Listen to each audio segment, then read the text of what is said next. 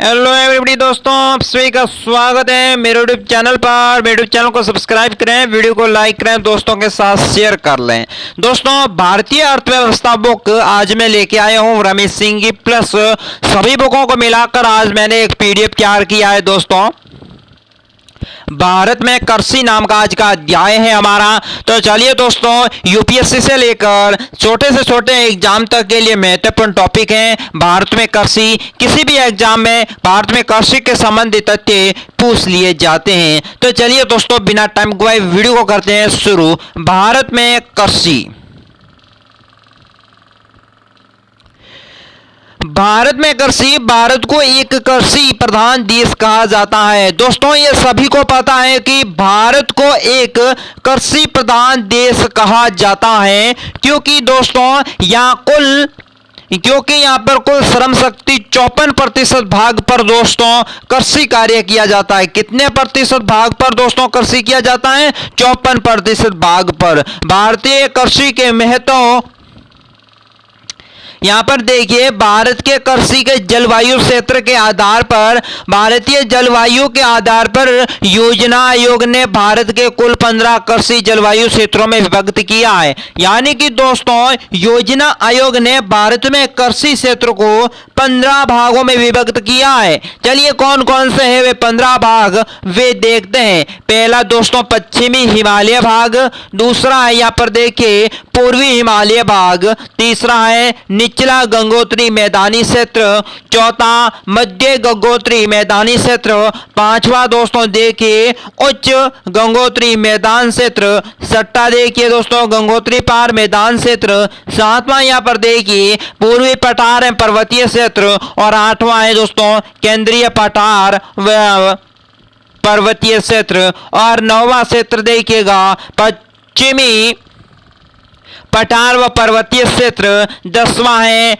दक्षिणी पठार पर्वतीय क्षेत्र, 11वां देखिए दोस्तों पूर्वी तटीय मैदान क्षेत्र है पर्वतीय क्षेत्र, 12 देखिए पश्चिमी तटीय मैदानी क्षेत्र है पर्वतीय क्षेत्र, 13वां दोस्तों गुजरात मैदान क्षेत्र और पर्वतीय क्षेत्र, और 14वां दोस्तों है पश्चिमी मैदानी क्षेत्र है पर्वतीय क्षेत्र, और 15वां भाग है द्वीप समूह। यानी कि दोस्तों 15 ये भाग है। इसमें दोस्तों भारत के योजना आयोग ने जलवायु के आधार पर कृषि क्षेत्रों को बांटा है। चलिए, हर पौधा एक विशिष्ट जलवायु दशा में ही अपना विकास करता है। दोस्तों, हर पौधा दोस्तों अपना विशिष्ट विकास कब करता है? जब दोस्तों जलवायु दशा में हो तो ही विकास कर पाता है। यहाँ पर देखिए गेहूं एक शीतोष्ण कटिबंधीय पौधा है दोस्तों, और अतः इसे दोस्तों जाड़े के ऋतु में उगाया जाता है। गेहूं को कब उगाया जाता है? जाड़े के ऋतु में। धान एक दोस्तों उष्ण कटिबंधीय पौधा है। धान क्या है? एक उष्ण कटिबंधीय पौधा है, अतः गर्मी के मानसून में भी उगाया जाता है।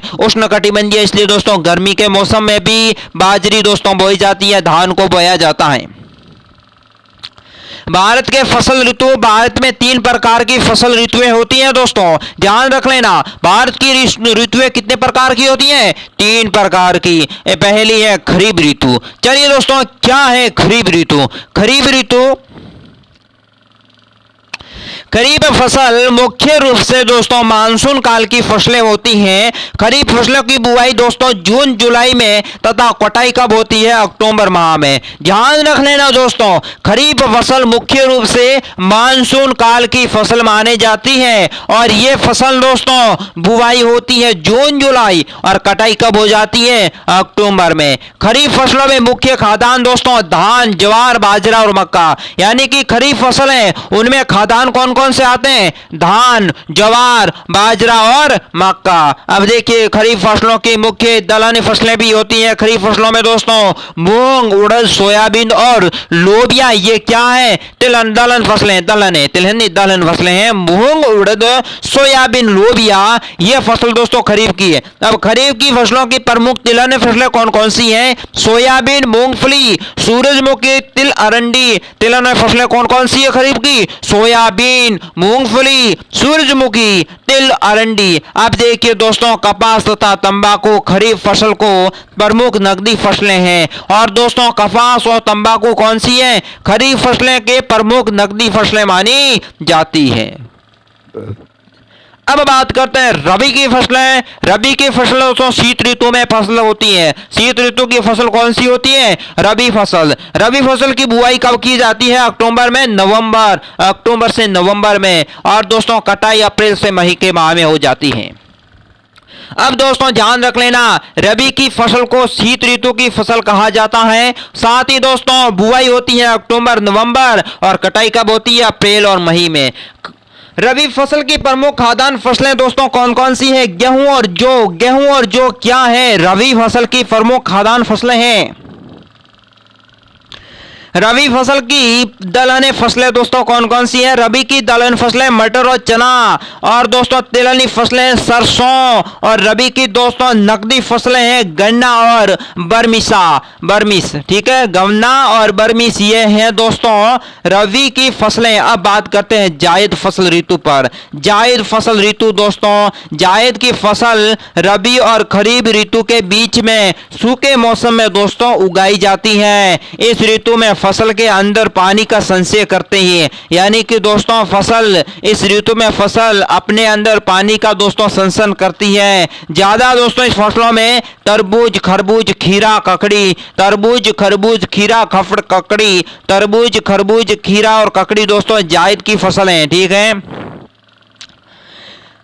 जायद ऋतु की फसल के समय सिंचाई संपन्न होते क्षेत्रों में मूंग और उड़द भी उगाए जाते हैं। अंत में मूंग और उड़द खरीफ की फसलों के साथ साथ दोस्तों जायद ऋतु की भी फसलें हैं। अब देखिए दोस्तों, ये हो गया हमारा भारत के कृषि क्षेत्र पर। अब दोस्तों भारतीय अर्थव्यवस्था में नेक्स्ट अध्याय है अर्थव्यवस्था के परिचय के संबंधित। तो अर्थव्यवस्था के परिचय के संबंधित बहुत महत्वपूर्ण तथ्यों को मैंने लिया है, तो नेक्स्ट वीडियो को देखना ना भूलें। वीडियो को लाइक करें, दोस्तों के साथ शेयर करें, चैनल को सब्सक्राइब कर लें। आज के वीडियो में बस इतना ही। भास्कर को दीजिए इजाजत। नमस्कार।